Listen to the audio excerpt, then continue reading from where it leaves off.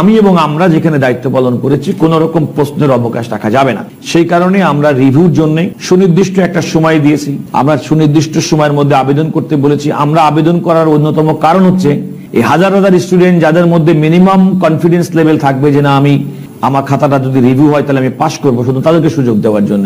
Nearly less than 1600 আমরা student যারা apply করেছে তাদেরকে আমরা সুযোগ দিয়েছি। আপনারা দেখেছেন নিয়ারলি 600 স্টুডেন্ট যারা উত্তীর্ণ করেছে। It's a good number. হয়তো অনেকে বলতে পারেন যে তার মানে আগে প্রকৃতপক্ষে মূল্যায়ন হতে পারে, কারণ আমরা তো জানি না। এই মূল্যায়ন করার ক্ষেত্রে আমি আপনাদেরকে উইথ অল সার্টেনটি বলতে পারি, কেউ যদি মনে করে থাকেন আমি as a member of the Bangladesh bar council, as an elected member of the Bangladesh bar council, as well as বর্তমানে আপনাদেরকে বলতে, কেউ যদি মনে করে থাকেন কেউ একজন তার নিজের মেধার বাইরে অন্য কোনো বিবেচনায় পাশ করেছেন, আমি মনে করব তার চেয়ে বড় মিথ্যাচার হবে না। একটা ইনিশিয়ালি খাতা দেখার ক্ষেত্রে